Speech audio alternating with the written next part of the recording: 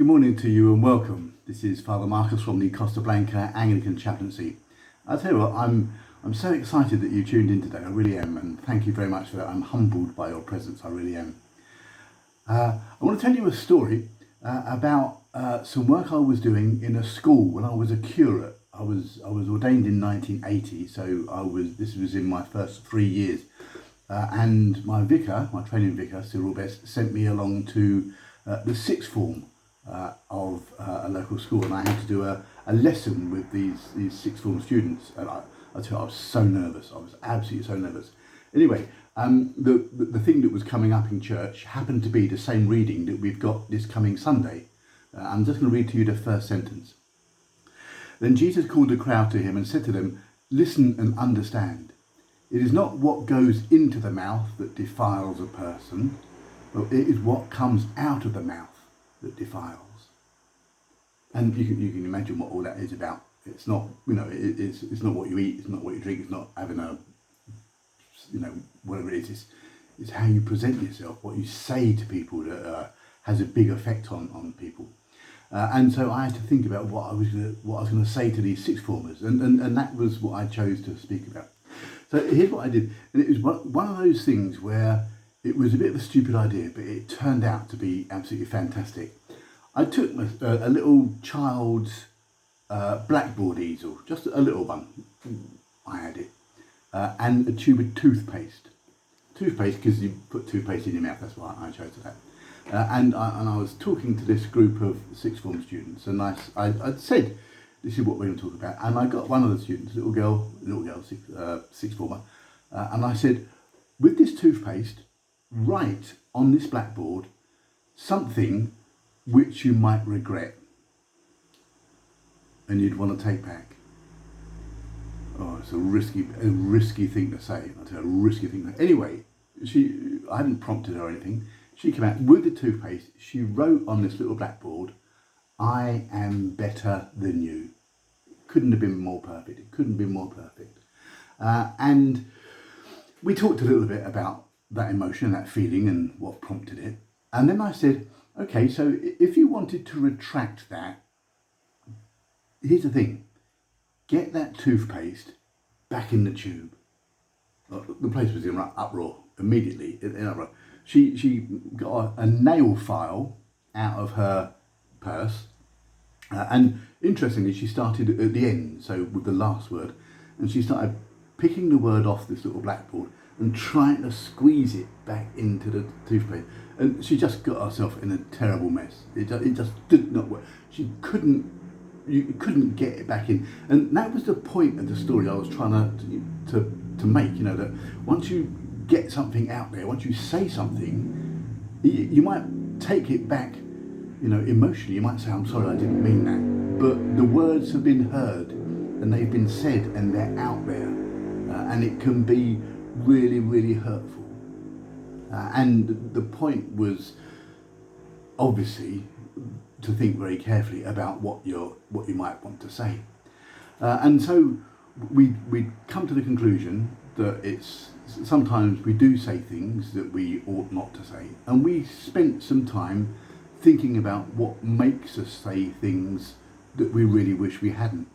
And the first one that came up when I was asking them and they replied was anger. Sometimes you speak out of turn because you're angry. Something has upset you, angered you, and you speak and you haven't thought about it and you say something and you really wish you hadn't, but you've said it and it's out there.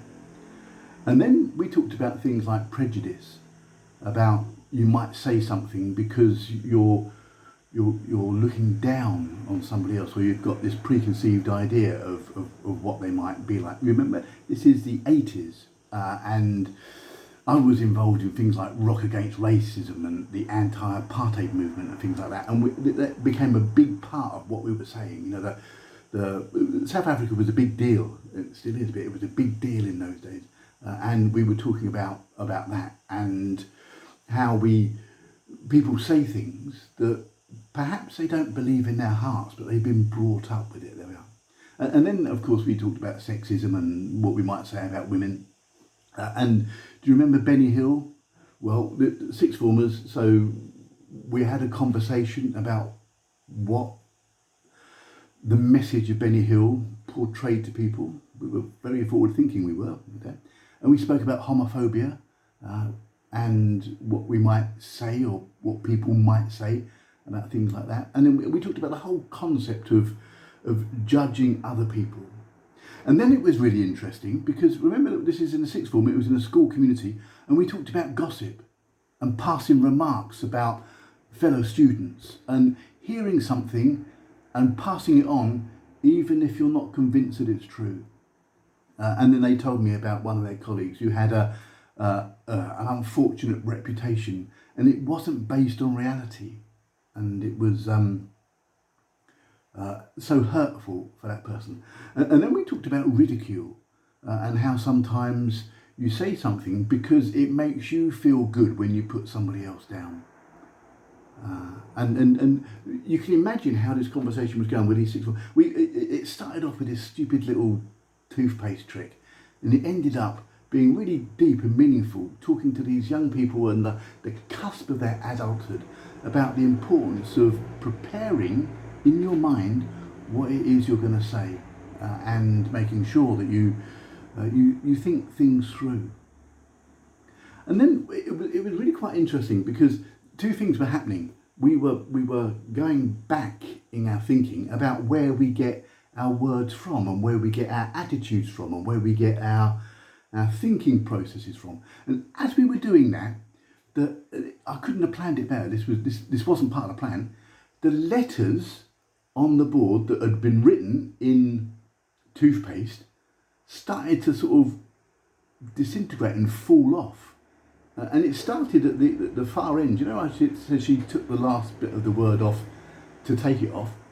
Well, I think when she'd written it, she was more careful to try and make it work at the beginning than she was at the end.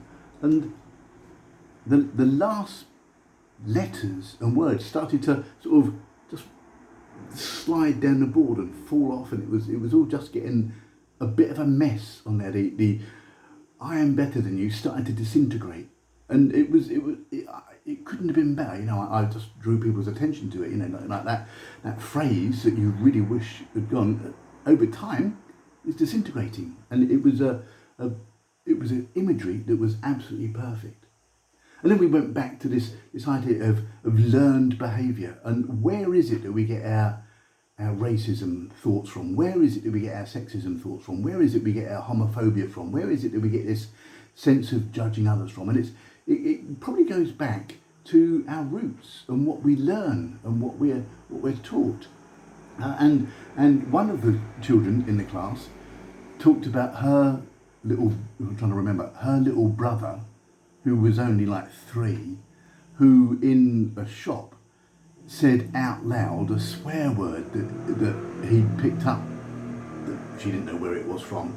But she said, you know, this learned behaviour, sometimes it's not even thought through. This little boy who said whatever it was, I'm not saying it on it, had heard it probably from his dad, generalisation there, an ism there, sure, but blurted it out, and it was a funny moment. But it was getting us to think about where we get this learned and thought through behaviour from, and where we get these words from. And it couldn't have been better. I hadn't planned it to go like this, but then I said, here's the thing, where do you think the earliest words come from? And they were talking about cavemen and all bits and pieces and grunting and pointing and stuff like that. And then I said, the beginning of the Bible, it begins like this. In the beginning was the Word. Incredible. The first thing that happens is God speaks. And that word is creative. And I told them a little bit about my theology of creation, that we exist in order that God can love us. And so he brings about this creation, he brings about you and I in order that he can love us. And then I went on to say, at the beginning of John's Gospel, in the beginning was the Word, and the Word was made flesh. And I said we get our learned behaviour from the Word, and we can try and follow Jesus, the message of Jesus. And do you know what? And I looked at that blackboard, and all that was left on there that was readable were the first two words, I am. It was incredible. Sometimes things just fall into place. And that was one of those like classes, those lessons where a sixth form student, everything fell into place. We learned that, in fact, we're inspired most by the very word of God. It was great. Never done it like that again. But there we are. Bless you, bless you, bless you, and I shall see you soon. Thank you for listening. Bye now.